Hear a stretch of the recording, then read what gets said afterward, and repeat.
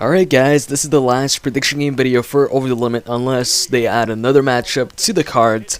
So yeah, it's Zack Ryder versus Kane in a one-on-one match in the pre-show for Over the Limit. This is the third pre-show. First one being WrestleMania. We had the tag team match between Epica and Prima, the Usos, and Justin Gabriel and Tyson Kidd. Then Extreme Rules, you had Santino versus The Miz, US title on the line. And now you've got Kane versus Zack Ryder. Kane, who just didn't main event, didn't necessarily main event, the Extreme Rules pay-per-view, but was in a big match at Extreme Rules against Randy Orton. So it was a top feud, and now he's on the pre-show.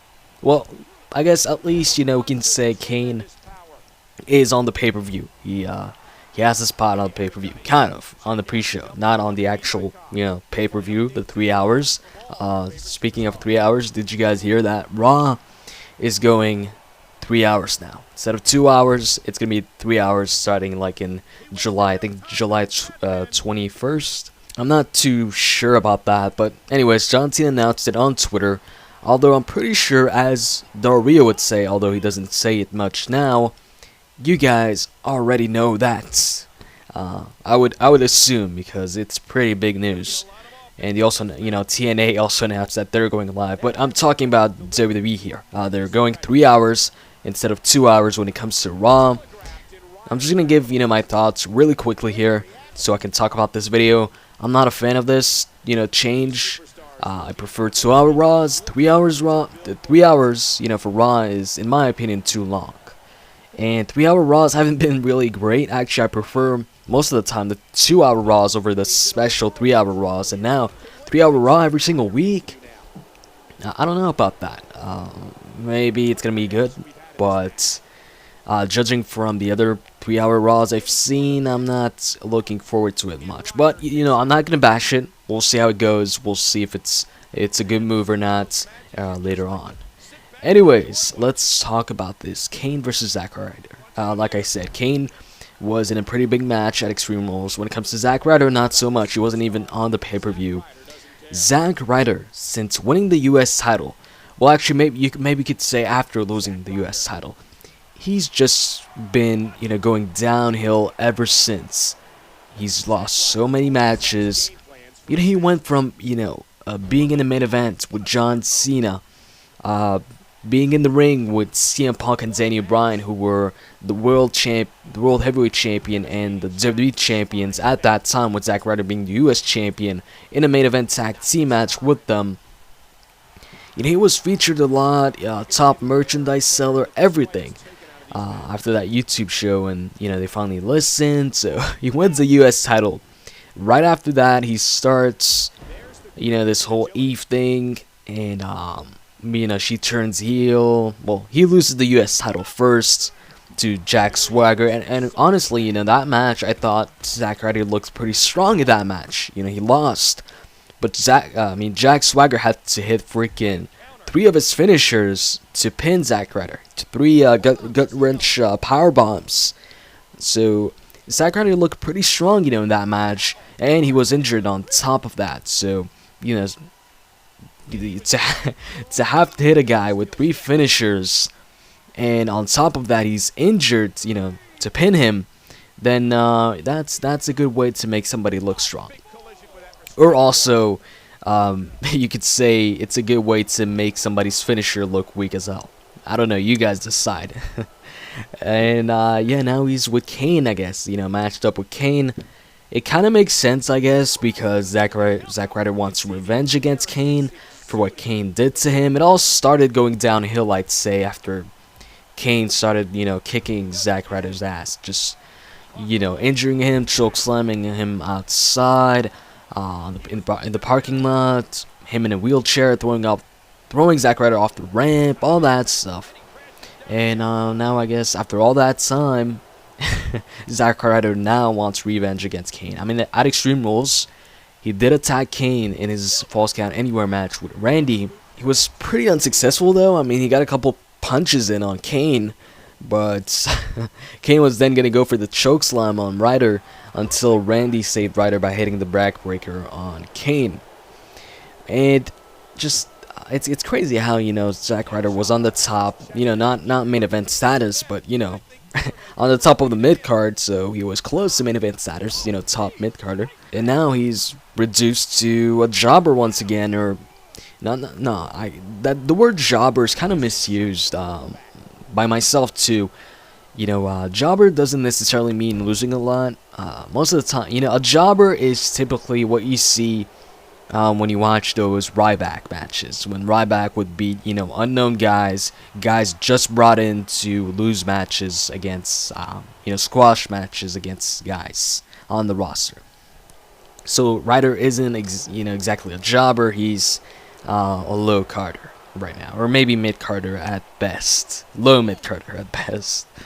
And yeah, it's just weird. I don't get why they just did that. I mean, giving the guy the U.S. title, featuring him with John Cena, CM Punk, Daniel Bryan, and then just making him lose all these matches, and recently not even being on TV. He hasn't been on Raw in a while. If he's on Raw, it's usually to lose a match against a top guy. Just recently, he lost against Daniel Bryan. So, like I said, not Daniel Bryan. Daniel Bryan's the complete opposite. I was gonna say Daniel Bryan's career has gone downhill, but I was trying to say Zack Ryder here. And Kane, as far as Kane goes, well, Kane's still Kane. He's still in the same position he's always been, where sometimes he's this mid carder, other times he's this main eventer, and it just changes depending on what they need right now. If they need somebody to challenge the champion, or if they need, if they have a top star or a main eventer who doesn't have a feud currently, and they want a feud for him, they're gonna match him up with Kane. And if they want a mid carder to get over, they're gonna have him beat Kane. So in this case, I don't think they're gonna have Zack Ryder beat Kane. I don't think so. I think Zack Ryder's pretty much doomed right now to stay where he is in the mid card, in the low cards. I don't think he's gonna be moving up anytime soon. Obviously, I might be wrong. I'm not always right. A lot of times I'm wrong. But in this case, I can't see Zack Ryder winning. I can see Kane winning, definitely. I'm thinking he wins. I mean, it's Kane. He likes, he has no problem putting people over. We've seen that in the past. We still see it to this day. The guy puts people over a lot. You always have Kane losing to people, main eventers, and sometimes mid carders. But he still has to look dominant. He still has to be a monster. If you have Kane lose every single match, then nobody's gonna take him seriously anymore. He lost at Extreme Rules against Randy.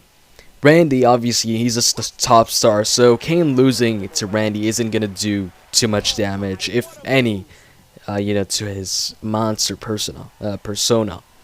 It's Randy Orton. He's a top star. He's a multiple-time world champion, WWE champion. So it's not this horrible thing if he loses against a guy like Randy, or even or John Cena, the top star.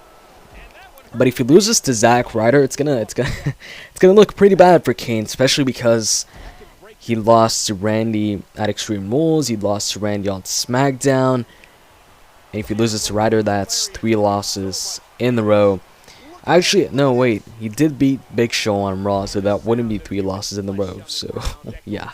Oh, yeah, by the way, that match against the Big Show, did you guys see the finish when Kane hit the chokeslam? What the hell? That was a freaking strong-ass botch. That did not look like a chokeslam at all.